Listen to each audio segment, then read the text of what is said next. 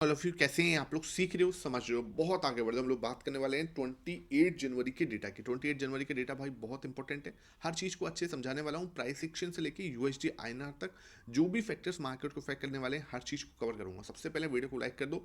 इस टाइप का learning session बिना रोके लेके आता हूँ। रात को डेटा का सेशन क्यों नहीं ला पाया? बिकॉज भाई थोड़ा नेटवर्क का इशू पड़ गया था। जहाँ मैं हूँ वहाँ पे नेटवर्क का थोड़ा सा इशू पड़ रहा है, इसलिए मैं शाम को रात को डेटा वाला सेशन नहीं लेके आ पाया। इसलिए मैं आपको बार बार बोलता हूँ टेलीग्राम आप ज्वाइन करके चलो, वहाँ मैं सारे अपडेट आपको दे देता हूँ। इसलिए टेलीग्राम ज्वाइन करोगे, उससे आपसे मेरे साथ एक टच बना रहता है। यूट्यूब पे सब चीज़ में नहीं डाल पाता, इसलिए टेलीग्राम पे ज्वाइन करके चलो। वहाँ पे सारे अपडेट आपको, चाहे वो निफ्टी बैंक निफ्टी का चार्ट है, ऑप्शन चेन है, पुटकॉल इशू है, हर चीज़ वहाँ पे फ्री ऑफ कॉस्ट में अपडेट होती है। तो लिंक जो डिस्क्रिप्शन बॉक्स में, वहाँ से आप उसको ज्वाइन कर सकते हो। अब हम देखें तो यहाँ पे डाउ जोन्स के अंदर एक बहुत शानदार गिरावट दिख रही है, लगभग 400 पॉइंट। ठीक है, 400 पॉइंट की बड़ी गिरावट। ये क्यों हुआ? वहाँ पे कोई इंश्योरेंस कंपनी का सोच रहे थे कि इंश्योरेंस जो है ट्रम्प सरकार जो है बढ़ाएगी, लेकिन क्या हुआ है, इंश्योरेंस बिल्कुल भी बढ़ाया नहीं गया। हेल्थ इंश्योरेंस जो है वो बोल रहे हैं कि भाई क्या हो रहा है, बहुत ज़्यादा ओवर यूज हो रहा है इंश्योरेंस का। इंश्योरेंस सेक्टर वहाँ पे एकदम से धड़ाम करते हुए बहुत बड़े बड़े फॉल जो है वहाँ पे आते हुए नजर आए इंश्योरेंस कंपनी के अंदर। बिकॉज क्या है कि एक्सपेक्टेशन थी वहाँ पे मार्केट के लोगों को 4 से 6% के आसपास बढ़ाने की, लेकिन वो बढ़ाया ही नहीं गया, बहुत ही कम बढ़ाया गया, बहुत कम। जिससे क्या हुआ, जो एक्सपेक्टेशन थी मार्केट को वो फुलफिल नहीं हुई। और यही उसका रीजन है कि यहाँ पे आपको 400 पॉइंट की जो है गिरावट मार्केट के अंदर आपको आती हुई नजर आई। लगभग 49,000 पे आपका डाउ जोन्स है। नेस्डेक अगर मैं इस समय देख रहा हूँ तो नेस्डेक जो है आपका, मतलब नेस्डेक बढ़िया दिख रहा है। देखो नेस्डेक के अंदर कहीं कोई दिक्कत नहीं है। यहाँ पे मैं फ्रेश कर रहा हूँ, नेस्डेक आपका लगभग 215 पॉइंट की तेजी दिखा रहा है। ठीक है, 200 पॉइंट की तेजी दिखा रहा है। और वहीं आप अगर मैं डाउ जोन्स देख रहा हूँ तो डाउ जोन्स जो है उसका हिस्सा है, मतलब इंश्योरेंस कंपनियां जो है इसका हिस्सा है। दिस इज द रीजन आपको यहाँ 400 पॉइंट की गिरावट दिख रही है। और नेस्डेक जो है आपको 200 पॉइंट, क्योंकि ये तो टेक कंपनी है ज़्यादा रखता है, तो 200 पॉइंट की तेजी यहाँ पे आपको नेस्डेक में होती हुई नजर आ रही है। अगर मैं गिफ्ट निफ्टी यहाँ पे देख रहा हूँ तो गिफ्ट निफ्टी सर मुझे यहाँ पे लगभग 46 पॉइंट का गैप ओपन होने के, लगभग 50 पॉइंट का गैप ओपन होने की जो है यहाँ पे संभावना नजर आ रही है। देखो जिस चीज़ का डर था ना वो हुआ है। मैं आपको दिखाऊंगा अभी डेटा के अंदर। सबसे पहले आपको दिखाऊं 46 पॉइंट का गैप अप ओपन होने का मतलब क्या, कि मार्केट जो है ना, देखो सिंपल समझना, एक अच्छा अप मूव दे रही है। यहाँ पे क्या हुआ, मार्केट ने क्या करा, एक अच्छा ब्रेकआउट दिया है। समझो बात को, ये देखो ये ब्रेकआउट आपको समझ में आ रहा है, बिल्कुल क्लियर है। ये अच्छा ब्रेकआउट देने के बाद ना अब मुझे चाहिए कि मार्केट एक लेवल पे सस्टेन कर जाए। देखो चक्कर क्या है, जितना तेज भागेगी ना फिर वो सस्टेन नहीं कर पाएगी। अब अच्छा ब्रेकआउट तो हो गया, आपने सामने हुआ है, बढ़िया ब्रेकआउट हुआ है, कहीं कोई टेंशन नहीं। अब आई वांट कि मार्केट थोड़ा सा सस्टेन करे वहीं पे उसी लेवल के पास में। मैंने आपको कल ये लेवल समझाया भी था। ये आप मान के चलो, ये एक इंपॉर्टेंट लेवल है ये चीज़। ठीक है, अब इसका मैं कलर थोड़ा चेंज करता हूँ यहाँ पे, ये यहाँ पे। ठीक है, अब आपको मान के चलो ये जो लेवल है ना, ये इंपॉर्टेंट सपोर्ट लेवल है 25,150 का। और ऊपर आपको इंपॉर्टेंट रेजिस्टेंस मिलेगा 25 यहाँ पे। हाँ यहाँ मान लो आप, ठीक है, ये लेवल आपका मान के चलो, ये हमारा इंपॉर्टेंट रेजिस्टेंस मिलेगा लगभग 25,300 पे। तो अब आप देखो ये रेंज है ना, ऊपर हमें यहाँ रेजिस्टेंस मिल रहा है, ये एक रेजिस्टेंस जोन है, रेजिस्टेंस जोन है। और यहाँ पे हमें सपोर्ट है, तो मार्केट क्या कर सकती है, इसी जोन के आसपास ओपन हो सकती है।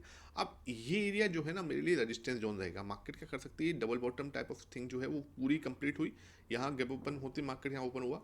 अब ये एक रिजेक्शन जोन है, मार्केट क्या कर सकती है, वापस आ सकती है इधर सपोर्ट लेने। इधर कुछ मुझे पॉजिटिव प्राइस एक्शन दिखता है, कुछ हैमर दिखता है, कुछ बुलिश एंगल्फिंग दिखता है, यहाँ से वापस मैं सोच सकता हूँ ऊपर जाने की। तो मार्केट का पहला सिचुएशन क्या होगी कि वो इस जोन में, ये ऊपर आपके पास क्या है 25,300 है, क्लियर ध्यान रखना, ऊपर 25,300 का रेजिस्टेंस है और नीचे 25,150, 25,150 यहाँ पे इसका सपोर्ट मिल जाएगा मुझे। तो ये जोन है जहाँ पे मार्केट मुझे ऊपर नीचे करने की कोशिश करेगी, फंसाने की कोशिश करेगी, और मैं इसी को ट्रेड करने के बारे में सोचूंगा। सिंपल ध्यान रखना, मैं इसको ही ट्रेड करने के बारे में सोचूंगा। मेरे पास आप लोग जुड़े हुए टेलीग्राम पर, तो मैं वहाँ पे आपको अपडेट भी दे दूंगा कि भाई यहाँ पे कुछ बेरिश एंगल्फिंग बना है या यहाँ पे बुलिश एंगल्फिंग बना है। अब देखना सिंपल क्या है, मार्केट अगर इसको तोड़ती है, देखो ये सिंपल क्या हुआ, इसने इसको तोड़ दिया, अगर इस तरीके से ग्रीन कैंडल बनती है, अब क्या है, सिंपल क्या है, मैं अब यहाँ पे सीधा ऊपर एंट्री करने की नहीं सोचूंगा, क्योंकि देखो यहाँ से एक अच्छा मूव आ चुका है ऑलरेडी। देन आई वांट कि मार्केट थोड़ा सा टाइम पास करे, जैसे मदर बेबी कैंडल का फॉर्मेशन कर दे या यहाँ पे कोई हैमर कैंडल का फॉर्मेशन कर दे। अगर मार्केट यहाँ पे सस्टेन करता है, टिकता है, कुछ टाइम स्पेंड करता है, मदर बेबी कैंडल फॉर्मेशन करता है, रिटेस्टिंग डन करता है, देन ओनली मैं ऊपर के बारे में सोचूंगा। उसके बाद मार्केट आपको 25,500 तक का एक मूव जो है, यहाँ तक का एक मूव जो है कंप्लीट कर सकती है। ये देखो फिर ये इस तरीके से पैटर्न जो है ना, कंप्लीट इस तरीके का पैटर्न जो है आपको देखने को मिल सकता है ये। ठीक है, तो ये head and shoulder type of pattern जो है यहाँ मार्केट मुझे बहुत ही अच्छा स्ट्रॉन्ग दिखा सकती है। सिंपल है, अगर इसने नीचे की साइड से तोड़ने की कोशिश की, इसने ब्रेकडाउन देने की कोशिश की, तो मैं ब्रेकडाउन पर भी सेम काम करूंगा। I want a retesting. आप यहाँ पे थोड़ा टाइम स्पेंड कर दो, रिटेस्टिंग डन कर दो, यहाँ पे कोई बेरिश एंगल्फिंग बना दो, या आप इस तरीके का इन्वर्स हैमर बना दो, तो मुझे एक सीधा मूव दिख सकता है 25,000 तक का। क्लियर, ध्यान रखना। फिर आई वॉन्ट मार्केट क्या करे, 25,000 तक का एक मूव जो है मार्केट दे सकती है। ये चीज़ आपको बिल्कुल क्लियर होनी चाहिए। यहाँ तक समझ में आ रहा है तो भाई प्लीज़ वीडियो को लाइक कर दो, क्योंकि बहुत मेहनत लगती है आप तक इस लर्निंग को पहुंचाने में। कई बार नेटवर्क का इशू होता है, कई बार बहुत सारे चैलेंजेस होते हैं, और मैं आपको बताऊंगा कि अभी मैं इस सिचुएशन में हूँ। मैं आपको जब वो सिचुएशन से बाहर आऊंगा देन ओनली मैं आपके साथ उसको शेयर भी करूंगा।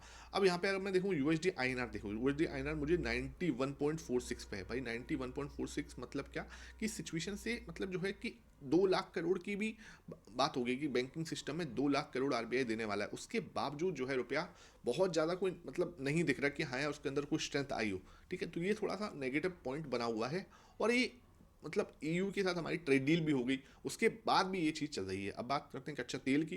कच्चा तेल भाई देखो 66.72, ये देखो भाई खलबली बच चुकी है, और ये प्रॉब्लम है। मैं आपको पहले बोला था 63 के ऊपर जाते से ही ये तबाही मचाएगा, और वो आपको होता हुआ नजर आ रहा है। ये तरीका होता है, प्राइस एक्शन सब जगह पे काम करता है, चाहे आप बिटकॉइन में देख लो, चाहे आप सिल्वर में देख लो, चाहे आप ब्रेंट और कच्चे तेल में देख लो, वो आपको होता हुआ नजर आ रहा है। बात करते हैं गोल्ड एंड सिल्वर की। गोल्ड एंड सिल्वर में भी भैया देखो अच्छी तेजी बन रही है। यहाँ देखो 2% के आसपास जो है गोल्ड भी भागता हुआ नजर आया है, और देखो सिल्वर में तो भाई आग ही लगी हुई है। सिल्वर का तो भाई एक अलग से विश्लेषण करेंगे। 7.23% मतलब 113 पर पहुंच गया। आज भी एक अच्छा उछाल जो है सिल्वर के अंदर देखने को मिल सकता है। इधर क्या हो रहा है, देखो सिल्वर का डिमांड बढ़ा है, मैं मानता हूँ सिल्वर का इंडस्ट्रियल यूज बढ़ा है, लेकिन आप अगर वीकली टाइम फ्रेम उठा के देखोगे ना, आपको एकदम से पिछले 1.5 महीने के अंदर ऐसा क्या हो गया। मतलब ठीक है डिमांड बढ़ा है, सिल्वर भाग रहा है, बहुत अच्छी बात है, और वो बढ़ना भी चाहिए। ये पिछले 1.5 महीने के अंदर क्या हुआ है, पिछले 1.5 महीने के अंदर ही सारा डिमांड एकदम से इंक्रीज क्यों हो गया। तो ये क्वेश्चन मार्क है, इसको आपको खुद अपना दिमाग लगा के देखना है। देखो भाई डिमांड बढ़ रही है वो ठीक है, मैं मना नहीं कर रहा कि भाई सिल्वर की तेजी बहुत सस्टेनेबल है, लेकिन लास्ट 45 डेज के अंदर ही इतनी तेज मतलब डिमांड कैसे बढ़ गई, ये क्वेश्चन अपने आप से जरूर पूछना है ना। उसके बाद इसको हम विश्लेषण करेंगे। अब बात करते हैं सर हमारे पास डेटा क्या कह रहा है हमें। तो डेटा भाई कल आया था, और बहुत ही अजीबोगरीब 11.32% की बिकवाली। अब आप इसको देख के डर जाओगे, पैनिक हो जाओगे, लेकिन कल आप क्या था, मंथली एक्सपायरी का एडजस्टमेंट था, ध्यान रखना, मंथली एक्सपायरी एडजस्टमेंट था। तो बहुत ज़्यादा पैनिक मत करो इस डेटा को देख के। ठीक है, अब आप मान के चलो ओरिजिनली जो पोजीशन है ना वो 49% पे है। अब मार्केट यहाँ से 49 से क्या करता है, या तो प्रो जाए 30% पर। ठीक है, 30% के लिए मार्केट को थोड़ा और ऊपर जाना पड़ेगा, फिर ये अपनी प्रॉफिट बुकिंग कर लेगा। थोड़ा ऊपर जाता है मान के चलो, तो मार्केट क्या कर सकता है, अपनी प्रॉफिट बुकिंग कर सकता है। और या फिर ये जाए 60 के ऊपर। 60 के ऊपर जाने के लिए मार्केट को हो सकता है थोड़ा नीचे आना पड़े। ठीक है, तब ये जाके 60 के ऊपर जा सकता है। तो यहाँ से क्या रास्ता बनेगा वो मैटर करता है। अगर इसने यहाँ पे 60% से ऊपर जाता है, फिर यहाँ से आपको थोड़ा सा दबाव मार्केट में दिख सकता है, और फिर आपको एक पुल बैक देखने को मिल सकता है। और अगर मार्केट थोड़ा ऊपर गया और ये भाई साहब 30 तक आ गए, तो फिर आपको मार्केट वहां पर टाइम स्पेंड करता हुआ नजर आ सकता है। लेट्स सी ये कैसे अब आके अपना रुख करेगा। ये जो है इसको देख के हमें पैनिक नहीं करना, बिकॉज ये एक मंथली एक्सपायरी का एडजस्टमेंट था। ये बात आपको क्लियर समझ में आनी चाहिए। और अभी भी पोजीशन बहुत सही है, बिल्कुल इसको देख के घबराने वाली बात नहीं है कि यार सर प्रो ने 11% बेच दिया, इसका मतलब मार्केट जो है क्रैश कर जाएगा।